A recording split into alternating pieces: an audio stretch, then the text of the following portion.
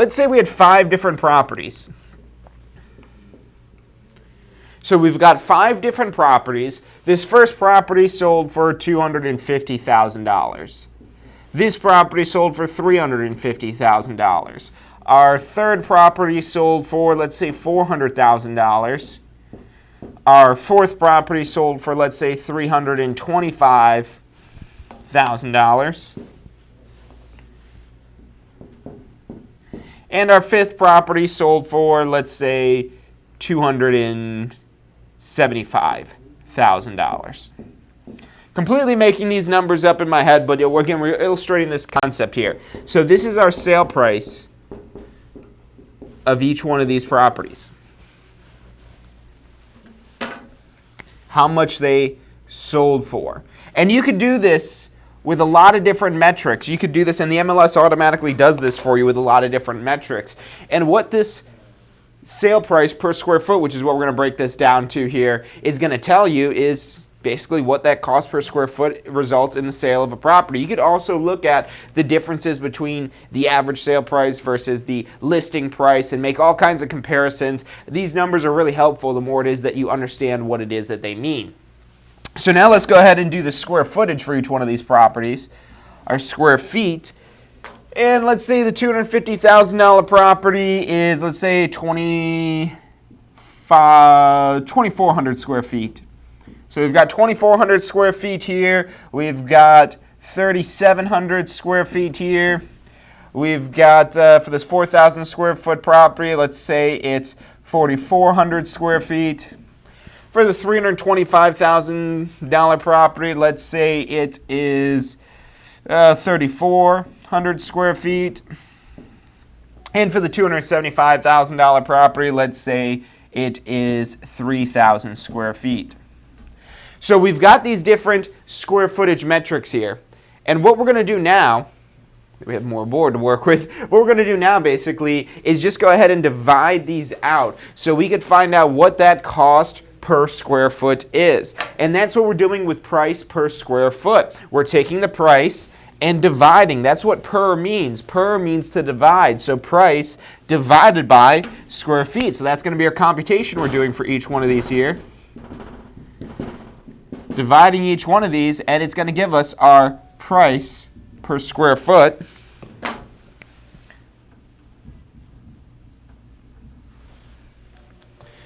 So plugging these numbers into our calculator, we've got $250,000 that the home sold for.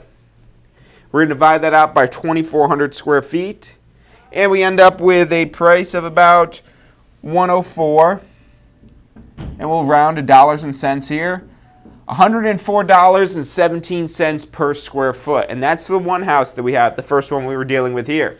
The second one we were dealing with, it sold for $350,000. So we're going to take that $350,000 and divide it by the square footage of 3,700. So 350,000 divided by 3,700.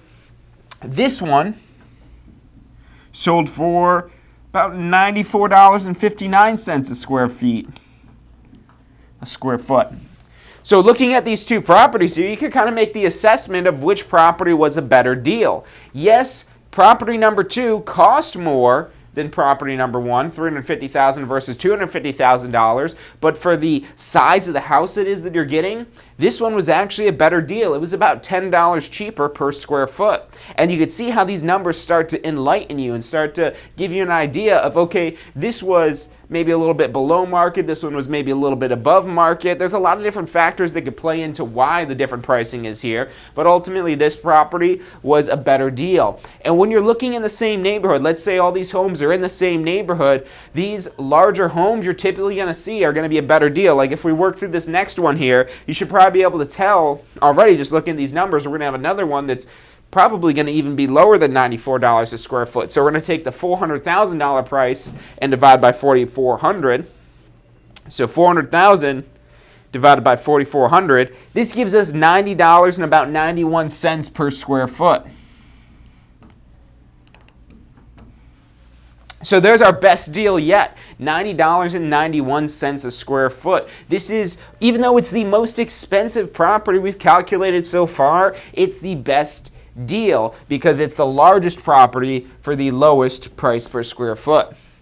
And like I said, that's typically a trend that you're going to see. If you're dealing with the largest property in the neighborhood, that's where you have to automatically start to discount the price per square foot that's the average in the neighborhood. The smaller the house is, if it's in good shape, typically the higher that number is going to be. But the larger the house is, the lower that number is going to be. Just because this is in the same neighborhood doesn't mean that this house number 3 is going to sell at $104.17 per square foot, because then it would sell for a lot more than $400,000. This is the whole principle of substitution and the concept of regression, that this superior property is surrounded by inferior properties, therefore it's not living up to its fullest potential.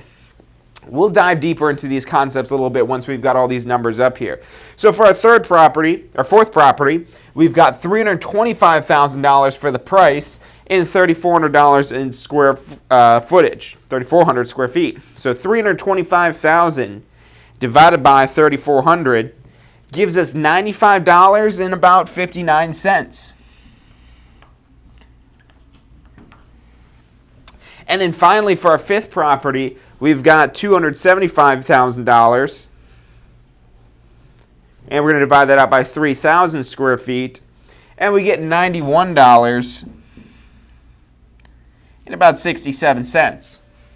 So these are our different averages of our different price per square foot for each one of these individual properties. And now what we could do to further understand this and further establish some sort of market number based on the area is we could make an average. And we're going to start off with just a simple average first and foremost. We're going to find our average sale price and our average price per square foot here. So just finding some averages of these numbers. So to find the averages, we're just going to add all these together and divide them out by 5. So 250,000 plus 350,000 plus 400,000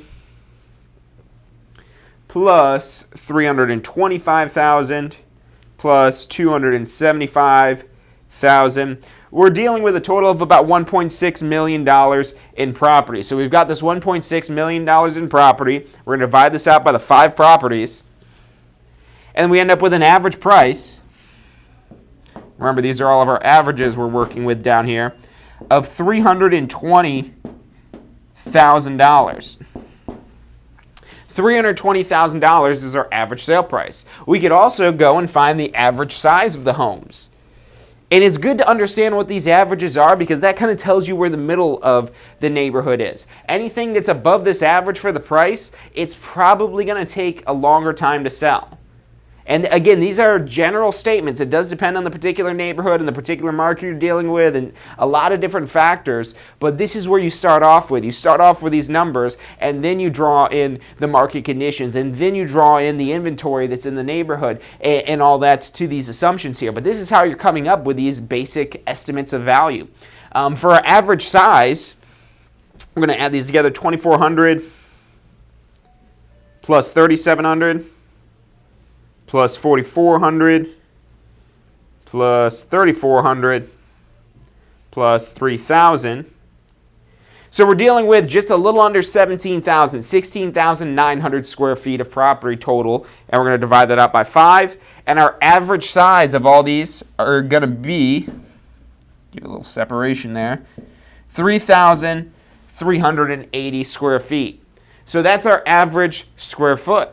And 2 ways you could find this average price per square foot. You could take our 2 average numbers here and divide them out, 320,000 divided by 3,380, or again, add all 5 of those and go ahead and come up with what that average is going to be by dividing by 5. We'll just do it right here because that's going to be some quicker math, but either way, you're going to end up with the exact same answer choice.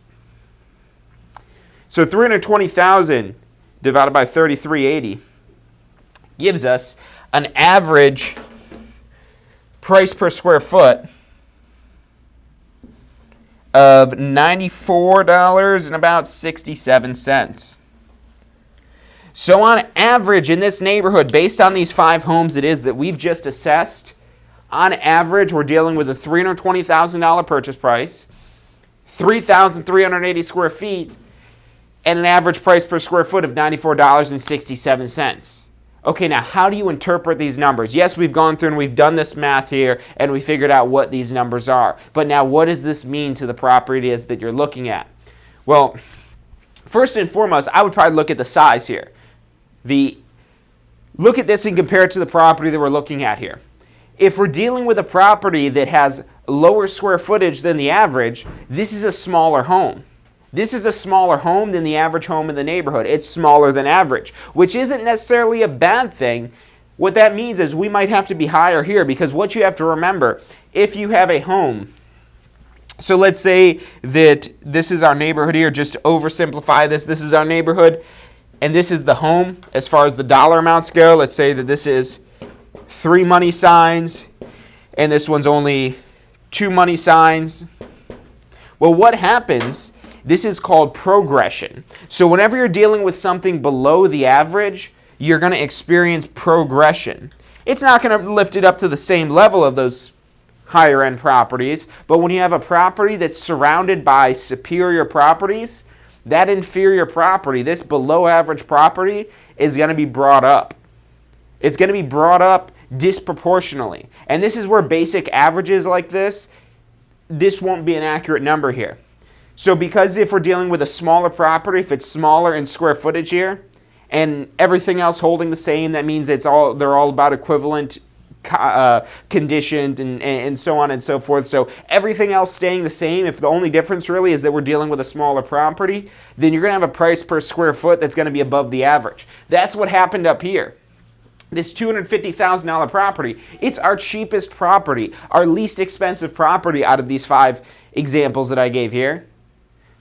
And it's also the smallest property, but because it's surrounded by these superior properties, it's getting a boost. It's not selling at the average price of $94.67 a square foot. It's selling at $104.17. The reason why that happened is it's because it's in a nice neighborhood. It's the cheapest home in the best neighborhood. And this is, you hear that a lot from investors and flippers and things like that. Oh, get the worst home in the best neighborhood. Because if you're getting the best home, you're pretty much already at the top. Here, this most expensive home, the largest home, it has our lowest price per square foot here. And understanding how this kind of correlates, and that's why you want to look at everything. Not just the average price per square foot, not just the average price, but also the average amount of square feet. And then this could get even more complex if we need to do adjustments and things like that on top of it. But what's going on here, like I said, is this concept of progression. That's the reason why the $250,000 home is selling at $104.17 a square foot versus the average of $94.67. So what that means to you, if you've got another home that's, let's say, about $260,000 and maybe it's about 2,500 square feet, that's below the average size. Since it's below the average price, the average size, if everything else is the same, you're going to end up having a number that's higher than $94.67 a square foot. So you could potentially price this higher than what the average price per square foot in the neighborhood is. But if you've got a home that's 4,000 square feet, let's say 4,000 square feet, that's above the average. What that means is you need to drop down, because that's where we're going to experience regression. Because this $400,000 home, the $250,000 home is here. The $400,000 home is up here. And the reason why this $400,000 home isn't selling at the average of $94.67, only $90.91 a square foot, the reason why it's below the average price per square foot is because it's above average size. And that concept of regression is pulling the value down. Yes, it's still the highest sale price out of all these properties that we're dealing with here, but we have a lower price per square foot because of that concept of regression. It's surrounded by inferior properties, so therefore that goes down. And this is very important when you're trying to do a comparative market analysis. You look at these sale prices of the property. You don't want to just look at these prices here and say, oh, it's 400,000 square feet or 4,000 square feet, so maybe like $375,000 and picking numbers off of your head. That might work. You might get lucky and hit it right on the head for what it sells for. But if you're trying to have a little bit more scientific approach to this is where you really want to understand what all of these numbers mean. Any of you guys that are just tuning in right now, what we're talking about today is how this price per square foot, how you interpret this when you're coming up with the value of the property. We're going to take a quick commercial break, but if you guys have questions on any of this stuff, put that in the comments. I've got the comment section loaded up on here. Let us know what we can help you understand out of all this here. We're going to be back in less than 2 minutes. I'm John Chrismo. You're watching Ask the Instructor. Are you thinking about a career in real estate? Hey, I'm John Chrismo with the Tampa School of Real Estate, and we've helped thousands of people just like you obtain their real estate license. If you're thinking about a career in real estate, give us a call. The phone number is 813-928-0106. Our advisors are standing by to answer any questions you have and assist you in any way they can. Do you want to incorporate studying for your real estate exams into your busy schedule? Now you can review the key topics you need to know to pass your class and state exams with our MP3 audio review. Simply pop in your headphones or connect to your car to reinforce crucial information while you exercise or drive. Listen to the first unit for free at mp3audioreview.com. That's mp3audioreview.com. Does your current career allow for unlimited income potential? With a career in real estate, the sky is the limit. What you put in is what you get out. Find out more about how you can tap into the unlimited income potential of a career in real estate at tampaschool.com.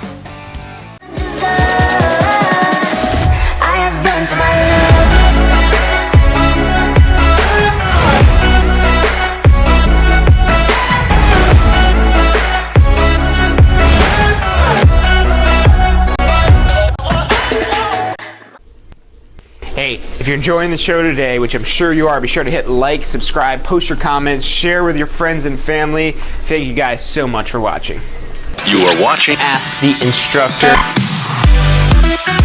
Every Wednesday at 12 noon Eastern Time. I'm John Chrismo. You're watching Ask the Instructor. Hey, welcome back to this week's episode of Ask the Instructor. Every Wednesday at 12 noon Eastern Time, we come to you live. Again, every Wednesday, 12 noon Eastern Time. If you're not subscribed yet, make sure you do that. Go to tampaschool.com. That's tampaschool.com/success. SUCCESS. Write that down. Don't tune out of the show because you'll miss some valuable information here. But write that down. It's tampaschool.com/success. Check it out after the show and go in there and drop your email in, because whenever it is that we go live and we do these sessions, we do Ask the Instructor every Wednesday at 12 noon Eastern Time, so you can understand the technical side of the real estate industry, a lot of math, numbers, the more complex concepts. And on Friday, we're doing State of Real Estate every Friday, 12 noon Eastern Time, State of Real Estate. This is our kind of mastermind and growth session to help you take your real estate business to the next level, for being able to have more effective open houses, to be able to crush more listing appointments and sign more sellers, to get buyers closed in less appointments and get loyal buyers, all those types of things that you might be struggling with as a brand new agent or as an experienced agent. We want to see you guys succeed. We're here to disseminate the good word of real estate. So make sure you tune in. Best place to subscribe is at tampaschool.com/success. But we're also on YouTube. We're also on Facebook. We're everywhere. So you can find us pretty much anywhere it is that you look. But back to what we're talking about today. This is the whole concept of price per square foot. And before we went on break, we kind of just walked through, okay, we've got these 5 different properties that sold at 5 different price points, and each one of these different properties had a different amount of square footage, and then each one of these square footages, we divided that by each price to get our price per square foot. Then we found the averages of all 5 of these numbers. So we've got these 5 sale prices. Our average sale price was $320,000. We've got these 5 square footages. The averages of those numbers is $3,380. And then we took the average price per square foot for each of these, and we ended up with $94.67. And now what we're able to kind of infer off of this data that we have, and in the MLS system, it actually goes through and does these calculations for you. It's going to tell you, you could go ahead and run comp reports in the MLS. And if you don't have access to the MLS, you can do the same thing basically in Excel and speed this all up, or you can do it the old-fashioned way like we're doing here and just manually computing what all these numbers are. Manually computing them, it really helps you understand how these numbers are formulated and what they actually mean. So that's why we're going through and do this today. But once you kind of understand what these mean, there's no need really to go through and calculate them over and over again manually. The MLS system will do that for you. It'll tell you, okay, based on these 5 properties, your average price per square foot is $94.67. Okay, that's great. And if what we're doing is we're listing a property. Let's say that this property is 4,000 square foot. So we're on a listing appointment, or we're preparing for a listing appointment is when you should be doing this here, not at the actual listing appointment. You're preparing for the listing appointment. The property is 4,000 square feet.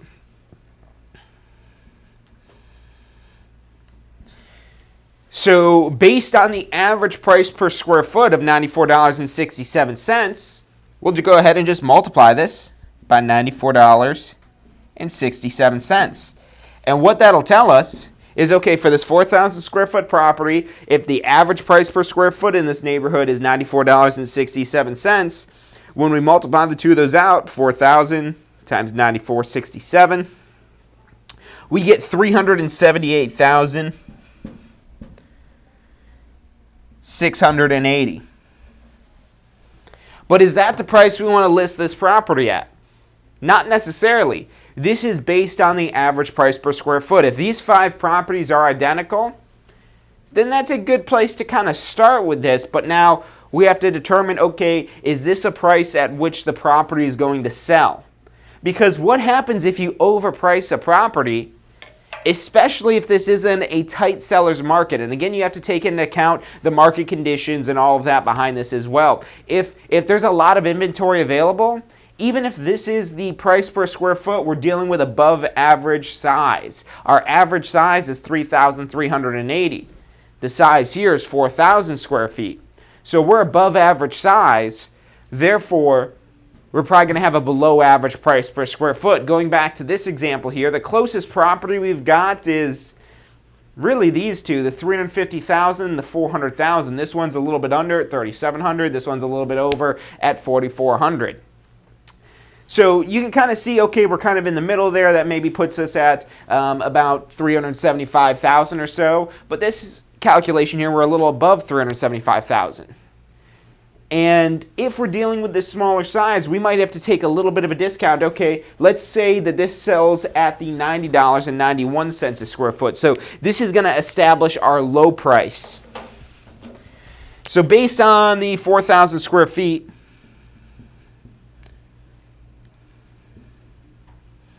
we're going to multiply that now by $90.91.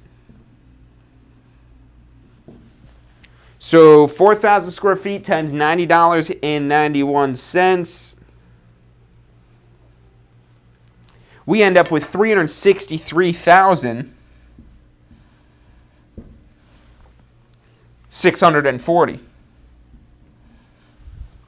It's a pretty significant difference there. And that's why you want to look at these individual price per square foot. And what we're doing right now is we're assuming that all these properties are similar properties, that we're not even making any adjustments. And with this price per square foot method, we're kind of automatically inherently having an adjustment based on the size of the home. And if other than the size, everything else of the homes are about the same, they all have pools and they all don't have pools, or they're all equally renovated. So this could even differ greatly with that. And there's so many things you need to pull in when you're trying to come up with these values. But you can already see, okay, on the low end, 363,640 is our low end number. Now, if we want to go on the high end of this here, the high end of this, let's say that this home is maybe more upgraded and whatnot, and we might try to go off of this $104.17. So what we could do then is take that same 4,000 square feet and multiply that by $104.17. And in this case, what we're going to get, it's going to be above 400,000. This is going to be a high price on this here. 4,000 times 104.17. And we're getting 416,680. So we've got these 3 different numbers here that we just came up with, these 3 different price points. And in your MLS system, you probably have some valuation tool. It may be Realist. That's what we have here with the Greater Tampa Realtors, is a tool called Realist. And Realist usually gives you some data just like this. It gives you data that says this is the suggested price. That's the price that we use based off of the price per square foot. This is our high price. This is the most you could probably sell this home for. And then this is our low price. This is probably the least it's going to sell for. And the more spread out, the realist system is really cool because it gives you some statistical numbers, a confidence score of how confident they are in these numbers and how confident they are in that price, and what the chances are that they're wrong, the standard deviation of that, how far these deviations may be for it. But that's basically what this range is telling you. But, and this is why you want to understand what these numbers mean, because when we're interpreting these ranges here, we don't want to see the range of 363 to 416 and just say, oh, well, the system says 416, so let's sell it for 415.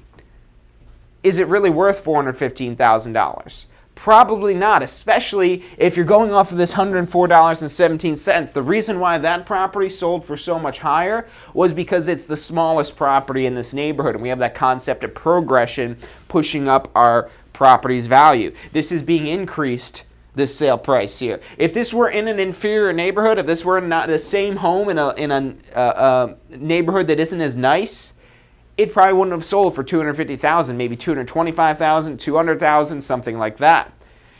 And now this is important for understanding this so you could price your property right from the beginning. Because if you stick your property up here to list it from the get-go, you're now trying to sell this as the most expensive sale in recent history of this neighborhood. If this are all the sales from the last 6 months, you might be able to sell it at this price point if there's a few things going on. Number one, that this property this 4,000 square foot home that you're listing is significantly better, significantly more improved, but then we start dealing with over improvements, and then you have to kind of understand, okay, yes, they have the pool, but that pool is maybe only adding about $25,000 in value. It's not necessarily going to kick it up so much more. And this one that sold at $400,000, it was a larger property. So the idea that your home might sell for $416,000, it could happen, but it's unlikely. So for this one, we're pretty much going to rule it out. We don't want to go off of this here. Now with the average, this average that it came up with us here, that might be a number we choose for what we want to list the property at. But now, again, you're taking into account the condition of the property. Is the property in the greatest condition? No, it's not. Okay, that's where we need to dip down here to our lower end, to the $90.91. If it doesn't have a lot of improvements to it, if you're comparing this property, we're not even talking about specific adjustments we're making here. We're not talking about specific adjustments. We're talking about, okay, overall, how does this property, if you're a home buyer, and with this price per square foot method, it's not as scientific as you can be with this, but if you look at one home and look at one listing, and you compare that to the one you're trying to list, the subject property, and you say that home's a lot nicer, that's where you want to go down to this lower end range here. You're going off of these lower price points for the cost per square foot. But you could be even more scientific about this, and be even more scientific in that you're going to actually adjust some of these property values and then calculate the price per square foot. And when you're doing that, that's where you want to do things for the major differences. The things like the pool. The pool is maybe $20,000, $25,000 plus or minus to the value, depending on whether or not it has a pool. And that's something you need to take into account if that has a pool and all these other homes don't have a pool. That would be something that gives it a bump in value. Or maybe the kitchen's upgraded. That might add another $10,000, $15,000 in value to the property. Or maybe that the bathrooms are significantly upgraded. That might add another $5,000, $10,000 to the value of the property.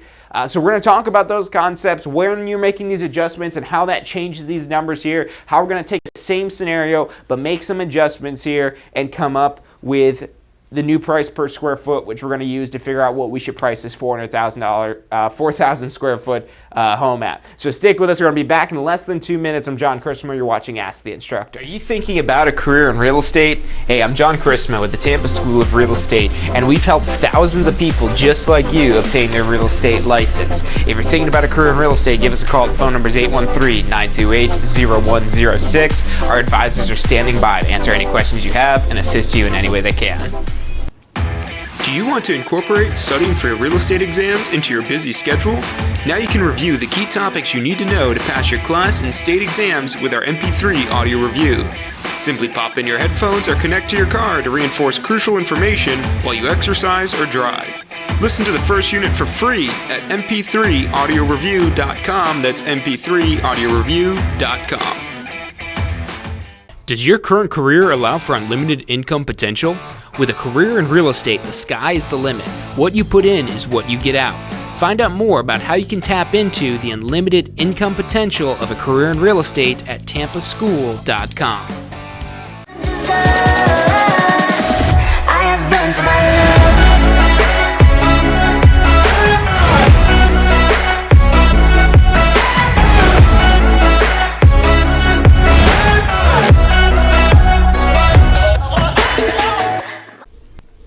Hey, if you're enjoying the show today, which I'm sure you are, be sure to hit like, subscribe, post your comments, share with your friends and family. Thank you guys so much for watching. You are watching Ask the Instructor every Wednesday at 12 noon Eastern Time. I'm John Chrismo. You're watching Ask the Instructor. Hey, welcome back to this week's episode of Ask the Instructor. Every Wednesday at 12 noon Eastern Time, we come to you live to help you understand the technical side of the real estate industry. And if this is getting you excited and getting you want us to go out there and get your real estate license, go to tampaschool.com or call us at 813-928-0106. If you guys have questions on any of this stuff, feel free to reach out to us. We love helping out our previous students. We love helping out our potential students, understanding the potentials and possibilities that exist with a career in real estate. Real estate has changed my life, and I'm sure it could change yours as well. But back to the topic we're talking about today, it's understanding price per square foot, which I can understand if this isn't something that's getting you excited about real estate. I know it's they don't show this part on TV, but these ideas that, okay, the nicer the home, the higher the price, the worse the home, the lower the price, pretty common sense. But now the science behind appraising and valuing property, and it's not really a science, it's more of an art, because there's a lot of different ways you could do this, but it comes from throwing these numbers behind it and the math behind it. And yes, there's a lot of automated methods for this here. And the one rule of thumb that I could kind of throw over all this to really keep this simple, especially if you're trying to get a property sold quickly, maybe you're just taking what this average price is here of the $378,680, and you say, okay, this is an average home. Let's go with the average price here. If it's below average, then we maybe want to have a lower price here. But if it's above average, we can maybe get a higher price. But the one concept you always want to keep in mind is any home will sell at the right price. It's not a question of if it'll sell. It's a question of if it'll sell at $378,680. Or if it'll sell at $363,640, or if it'll sell at $350,000, or whatever it may be. Any home could sell in any condition at the right price. And that's where you have to understand this trade-off between price and value. The more value the home has, the higher the price is. And in real estate, we use these terms of value and price almost interchangeably, but they are two completely separate things. Value is what somebody's usage is, the utility, and how much they want this item, and how much of this item is available. You lose value when there's a surplus. In the Tampa Bay area right now, it's, for the most part, a seller's market where there's not a lot of inventory out there. There's not many homes available for sale, and what that does is it drives up the price, because Tampa is a very in-demand area right now. And you'll see this exaggerated in more areas than others, especially when you start looking at certain neighborhoods. But overall, you see that going on. And when we have a seller's market like we do today, that's where the price goes up a little bit higher. But let's say we reverse that and the market conditions are different, and the market conditions say that, okay, there's a lot of inventory, there's more inventory on the market than there are people that want to buy the homes. So in that case, you have to be a little bit less competitive. You have to drop your price down a little bit. But in any market, that always holds true. Any home will sell at the right price. If it's a more of a seller's market where there's low inventory, yeah, prices are going to be higher. But you can't get crazy. You can't get out of your mind. You can't be like the Make Me Move people on Zillow saying, pay me $2 billion for my home and I'll sell it. Sir, your home's worth $250,000. I know, but if you'll pay me $2 billion, I'll sell it to you. So you can't go crazy, because what happens if the home doesn't sell? The seller's not happy because the whole reason they went through this whole process, signed the paperwork with you, let all these people into their house, inconvenienced themselves for the showings, the whole reason they started this whole process was to get the home sold. So if the home doesn't sell, you look like you don't know what you're doing. And even when you're saying in hindsight, when you're not really believing enough behind it from the beginning to say, hey, look, I know you want to sell your home for $400,000. I know there was that other home that sold for $400,000 in the neighborhood, but that was a larger home. I know you've got the pool, and that's what we're going to do the calculations on next year, making some adjustments of it here. But even with that pool, we might not be able to get the $400,000. I don't know. We'll see when we do these calculations here. But when you're able to believe in these numbers from the get-go, if there's any doubt, if you don't have confidence in the numbers it is that you're saying, then the seller's inclined to say, okay, well, let's do the higher price.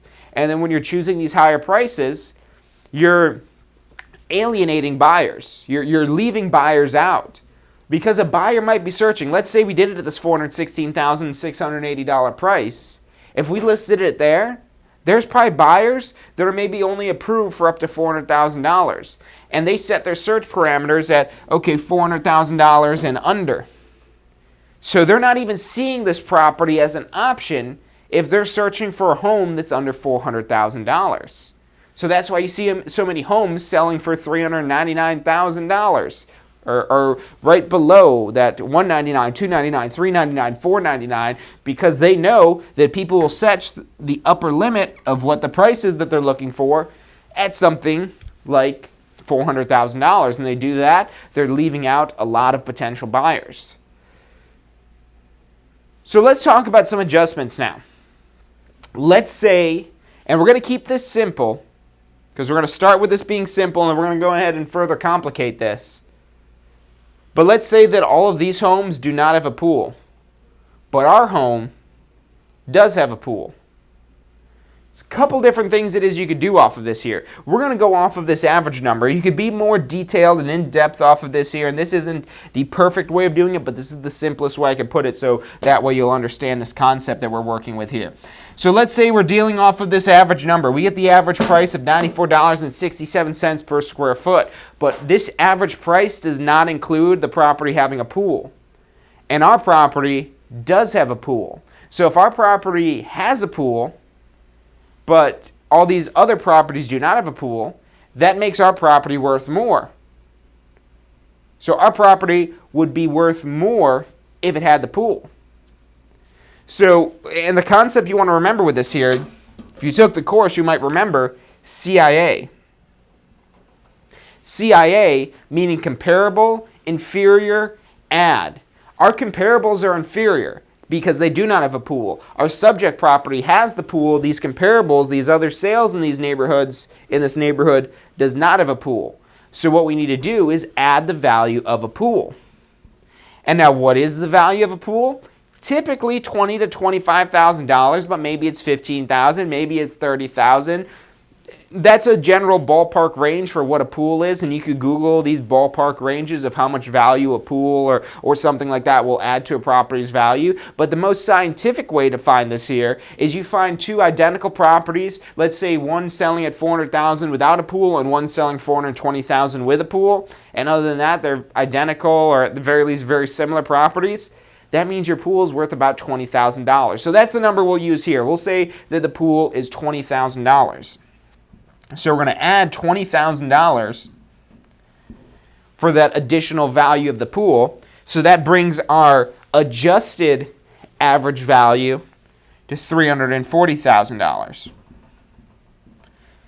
So if these properties had pools, they wouldn't sell for on average of $320,000. They would sell for on average of $340,000. And again, this is a little bit of an oversimplification because we're assuming that all of these properties don't have a pool and only your property has a pool, only your subject property, which probably isn't the case in the real world. And you can make these adjustments on each one of these individual properties when you're figuring out this cost per square foot. But overall, the concept is the same, especially if all these properties are identical without having a pool and we're just adding the value of the pool in. Now what we're going to do here is leave this at the 3,380 square feet. We're going to go ahead and divide this out by 3,380 square feet. And now when we factored in the extra value it is that we're getting from the pool, We're going to take this 340,000, divide it by 3,380, and we're now up to $100.59 per square foot.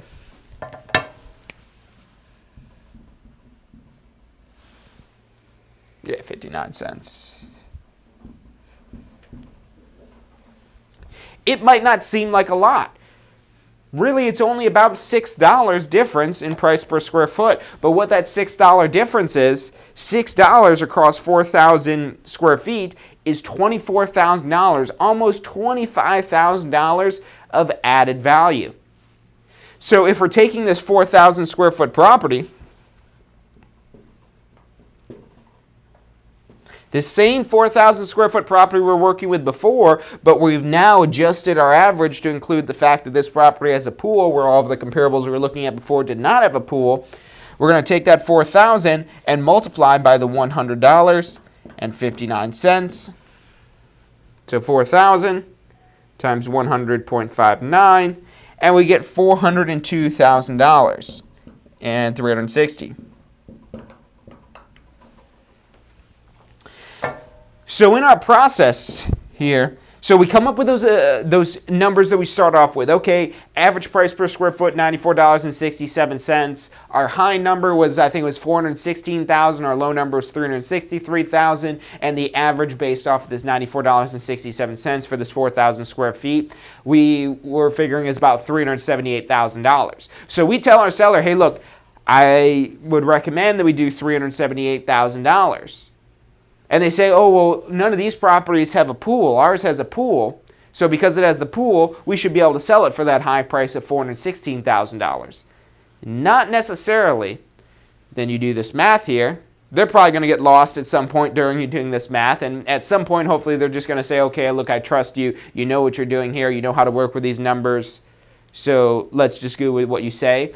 But even with the pool, even with that addition of the pool, you're not going to be able to bump up to that full highest value that we figured of $416,000. With the adjustment of the pool, it's $402,360. And what I would say in this situation here, talking to this particular seller, I would say, hey, look, $402,360 is the calculation that I've came up with here based on your property having the pool, your property having this upgrade, that upgrade, all the things you do adjustments for. $402,360 is what I think that's going to land about. But to make sure, because then on top of all this stuff here, your job, especially as a listing agent, is to get the property sold.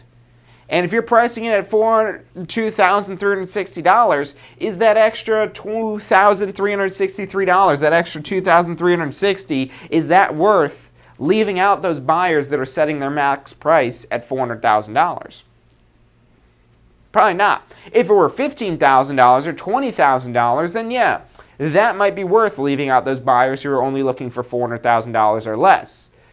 But this close, or even $405,000, or even $409,000, it's probably going to be better, because ultimately what happens, let's say we list this property at $399,000. If this is a market with low inventory, a seller's market where there's a lot of people that are interested in buying the home, you're probably going to get multiple offers. And when you have multiple offers, they're going to be trying to outbid one another. You might go beyond this $402,000 by initially listing at a price point that's going to attract the most buyers and make it most competitive. So that's what you need to keep in mind with all this stuff as well. There's so many different things you need to pull in with all this here. But it's not just a matter of knowing that they exist. It's knowing how to explain these factors to your seller, because your seller probably doesn't want to sell it for $402,000, especially if they see that number $416,000. They might say, hey, I want the extra $17,000. $17,000 is a lot of money. $17,000 might be the total commission on the property. So they are probably interested in that $17,000, especially on a property around this price point here. But if you're explaining to them that, look, yes, that's the number, that's the maximum, but the reason why we're not going to be able to sell for that maximum, and you're explaining how these numbers are calculated here, the reason why we can't is because that's factoring in a small home like this for selling at that maximum price per square foot. This home is larger. Therefore, we have a lower price per square foot. And another thing to keep into account with these price per square footages as well, this gets totally skewed when you're looking at a 2-story property versus a 1-story property. If you have 2 properties, one's a 1-story and one's a 2-story with the same square footage, both of them are 4,000 square feet, but one is 1-story and the other is 2-story, the 1-story is going to be worth so much more. Number one, it probably has a larger lot because it has a larger footprint, because now the square footage isn't stacked on top of each other, so it takes up more land. So that's one factor with it as well. But the 1-story homes are typically more appealing to homeowners. Not only does it feel like you're more spread out, you don't have people stomping on top of you, you don't have to go up and down stairs, there's the question of if the laundry room's upstairs or downstairs and where the bedrooms are and all of that. So a 1-story home is typically going to command a higher price per square foot than a 2-story home. Maybe this 2,400 square foot home, this first one here, this was just a 1-story, whereas this one was a 2-story. That would make a lot of sense as to why we have such a significant disparity between these two different price per square footages. And it may not seem like a lot, but again, even at $6 of difference, that's almost $16,000. $24,000 is what we came up with here. Even with just $6 per square foot, that ends up being $24,000 of what that equates to when you're dealing with 4,000 square feet. So again, it's not just knowing how to calculate these numbers, it's knowing how to interpret these numbers. And not just how to interpret the numbers, but also how to communicate what these numbers mean to the seller in a way that they're going to understand. Because if you start just talking gibberish about statistics and averages and so on and so forth, they're like, look, guy, house down the street, $400,000. Our house is nicer than that, so let's do $416,000. If you're talking gibberish, you're not going to get through to them. And we'll talk about kind of how to overcome some of these objections, but first we're going to take a quick commercial break, so we'll be back in less than 2 minutes. Stick with us. I'm John Chrismo. You're watching Ask the Instructor. Are you thinking about a career in real estate? Hey, I'm John Chrismo with the Tampa School of Real Estate, and we've helped thousands of people just like you obtain their real estate license. If you're thinking about a career in real estate, give us a call. The phone number is 813-928-0106. Our advisors are standing by to answer any questions you have and assist you in any way they can. Do you want to incorporate studying for your real estate exams into your busy schedule? Now you can review the key topics you need to know to pass your class and state exams with our MP3 audio review. Simply pop in your headphones or connect to your car to reinforce crucial information while you exercise or drive. Listen to the first unit for free at mp3audioreview.com. That's mp3audioreview.com. Does your current career allow for unlimited income potential? With a career in real estate, the sky is the limit. What you put in is what you get out. Find out more about how you can tap into the unlimited income potential of a career in real estate at tampaschool.com. I have done for my love.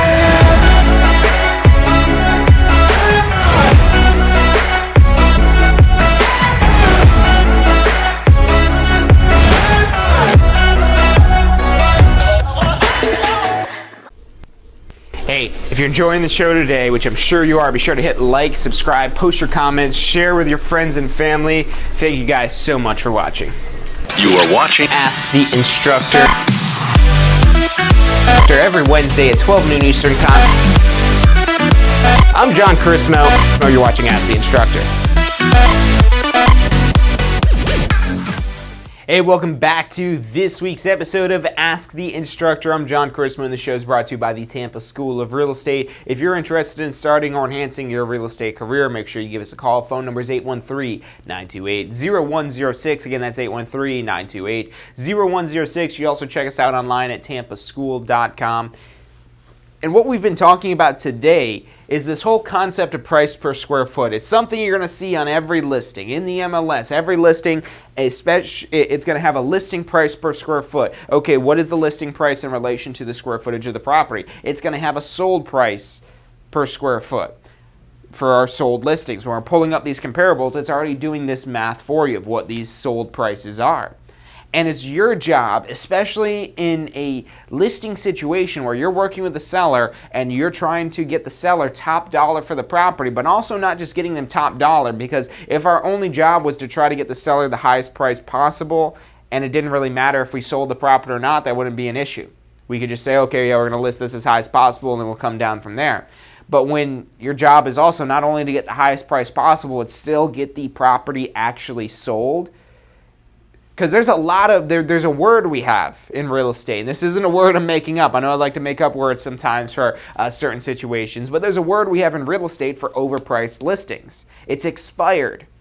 That's when you look in the MLS and you see a property that did not sell during the listing period. When you've got 6 months to sell a property and it does not sell, there's one explanation. There might be a lot of things going on, but there's one reason why the property did not sell. One thing we could boil this down to: it was overpriced. And yes, the better you market the property, the higher the price you typically achieve. Because the better you market the property, the more buyers you'll attract to the property. The more buyers you attract to the property, the more likely you're going to get a higher price and get full price and get bidding wars and things like that. So yes, the marketing plays into it. Yes, the condition of the house plays into it. The better the condition the house is in, the higher the price is going to be. But any house and any listing can sell with that price being low enough. And that's a good point to bring up when you're on your listing appointment. You want to work that in somewhere, I would say. Don't lead off with it. Don't say, any home's going to sell at the right price. They might almost be thinking that right off the bat you're telling them that their house sucks and that it's a terrible house, and they're just going to kick you out because you just insulted their home. The home they've called home for the past 5, 7, 10 years. That's not going to work well in your favor. But as you're explaining to this here, and you're talking about, especially you start pulling up these comparables, another thing to look at is the average days on market, or the total days on market, or the cumulative days on market. There's all different days on market here. And this days on market, you pull your average days on market to see, okay, an average home takes this many days to sell. This home here, I would guarantee you, if we're looking at actual data in the real world, that this home here that had the lowest price per square foot would have took the longest to sell. The reason why is because it's also at the same time the most expensive home. You might see price reductions. These are things to point out to your seller when you're going through the comparables. You're saying, look, this home, it sold at $400,000, but they tried to sell it for $500,000. Then they reduced it to $450,000. Then they reduced it to $425,000, and finally it sold at $400,000. And it took 190 days. That's where you'll see the days on market and why that matters here. This took 190 days to get the property sold. 190 days and price reductions. And look, what I could tell you here is if they priced that property right from the beginning, if they priced it close to this $400,000 from the date they listed the property, they might have sold it for more than that. The reason why they might have sold it for more than what it sold for if they lowered the price in the beginning is the longer a property sits on the market for. So 190 days, that means it was listed before it went under contract for over 6 months. If you're looking to buy a property and you pull up a report and you ask your agent, your realtor, your real estate professional, how long has this been on the market for? And they say, over 6 months. You'll probably say, but what's wrong with the property? How overpriced is it? And all these negative thoughts because it's an old, stale listing. But if the property has been listed for less than 30 days, or even, especially if it's listed less than a week or less than 2 weeks, the buyer's going to say, oh man, this one, it's only been listed for a week, it's only been listed for 2 weeks, it's not even been listed for a month yet. All right, yeah, let's, we're probably going to have to, we want this property. Maybe it's a little overpriced, but maybe we'll pay $425,000 instead of the $450,000 that they're asking. So by pricing it right from the beginning, that's where you're getting the most views on the property, the most eyeballs on the property. This is if you're subscribed to Zillow, to Trulia, you have a realtor and they're sending you emails. As soon as a property becomes listed, it gets shot out through all these channels. Check out this new home that's available. Zillow wants people on their site so they can sell leads to realtors. Same thing with all these consumer sites that are out there. Realtors want to sell the home, so they set up these home searches that automatically send these homes out to their buyers. And you have this one opportunity to make a great first impression, but if they look at the home and say, that's nice, but yeah, $500,000, that's too much for this home, they might not even come and look at the property. And the only way to kind of try to artificially create that same initial exposure is to do a price reduction. You do a price reduction, again, that same thing happens, just reduced. And that sends out to, because now maybe that's within people's search parameters. It's opening up to more people, so you get a little spike in the amount of people interested in the property. But overall, they might now see, okay, yeah, they've reduced the price. How much more are they willing to reduce the price? These are all things a good real estate professional is going to advise their buyer. Yeah, they've reduced the price, so they might be willing to take a lower offer. You're representing a buyer. Yes, the price has been reduced. They might be willing to accept a lower offer. Let's come up with a fair offer that's a little bit under, and they might accept it. The longer it's been on the market, the more likely that's going to happen. The less time it's on the market, the more they're thinking, oh, we got to make a full price offer. Oh, there's other offers on the property. Okay, we've got to offer more than full price if we really want this property. So, and this isn't ultimately what's going to make this home sell for $500,000, but instead of $400,000, it might sell for $415,000, $420,000, $430,000, something higher like that. But hey, that's paying for the total commission of the property in most cases. So definitely something to take into account. This is a big issue with listings, is overpricing the listing. And most agents know this, that if the listing's overpriced, and they want to take on an overpriced listing just so they can have a listing. But if they're taking on this overpriced listing and it ends up selling for less than what they originally listed it for, if you're not clear up front, if they're adamant about selling it at this $400,000 price, but you're advising $378,000 or whatever it is that you're advising, it's important to kind of set the tone. Okay, let's list it at this price. But if we don't get any offers within X amount of time, if we don't have it under contract within 2 weeks, whatever parameter it is you want to set, if it's not under contract within 30 days, we've got to drop this price down to get more interest in the property, to put it in the range of people looking to buy that home, to bring it from $415,000 down to $399,000, so we're now within that range. And this, like I said, takes a lot of practice. Practice on your friends, practice on your family, practice on your other realtors, your other agents in your office, so you can kind of get these phrasings down and really practice your communication of all these concepts that we're kind of talking about here. Estimating the value is very complex. That's why we have computer systems and algorithms that kind of do a little bit of that for us. It's still good to know this here because those computer algorithms aren't always correct. But what's more important than coming up with the price is being able to communicate that price to your client, to explain to them why the price is what it is, and it's just not some arbitrary number that you came up with or that a computer came up with. And that's everything I've got for you guys today on this week's episode of Ask the Instructor. I know there's some stuff that should be valuable for you guys in here that you can take and implement in your business today.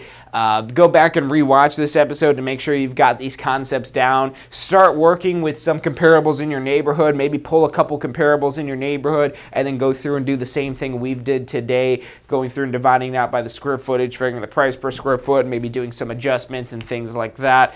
Practice that, because the practice makes perfect. And then once you've came up with these here, practice then communicating that information to first your friends and family and other agents in your office, then go through and start presenting that information to a seller. Explain that, hey, if we want to get this home sold as fast as you want to sell it, we've got to sell it for a lower price than what it could probably sell for if we gave it 6 months to sell, if we gave it 90 days to sell, if we gave it a month to sell. If we want to get this under contract in a week, this is where we need to price it. And if we don't have it under contract in a week, that's where we've got to drop it down. And at this point, it's a good point to say any home will sell, but at the right price. It's not a question of if the home will sell, it's a question of what price the home will sell. And it's really anybody's guess. It's almost like we're playing a real-life version of The Price is Right, except for we're pricing real estate. But we don't really get to see that reveal of what the dollar amount is until we've gotten offers on the property and find out what it actually does sell for. So that's this week's episode of Ask the Instructor. Hopefully you've enjoyed it. I know that there's stuff of value here. Go back, rewatch this, try to implement this in your business, and make sure you tune in next Wednesday at 12 noon Eastern Time for next week's episode of Ask the Instructor. But until then, make sure you tune in on Friday, 12 noon Eastern Time for State of real estate. We'll be masterminding to grow your real estate business to take it to the next level. Other than that, I'll see you Friday. I'll see you next Wednesday. Go out there and crush it. Are you thinking about a career in real estate? Hey, I'm John Chrismo with the Tampa School of Real Estate, and we've helped thousands of people just like you obtain their real estate license. If you're thinking about a career in real estate, give us a call. The phone number is 813-928-0106. Our advisors are standing by to answer any questions you have and assist you in any way they can. Do you want to incorporate studying for your real estate exams into your busy schedule? Now you can review the key topics you need to know to pass your class and state exams with our MP3 audio review. Simply pop in your headphones or connect to your car to reinforce crucial information while you exercise or drive. Listen to the first unit for free at mp3audioreview.com. That's mp3audioreview.com. Does your current career allow for unlimited income potential? With a career in real estate, the sky is the limit. What you put in is what you get out. Find out more about how you can tap into the unlimited income potential of a career in real estate at tampaschool.com. I have been for my love.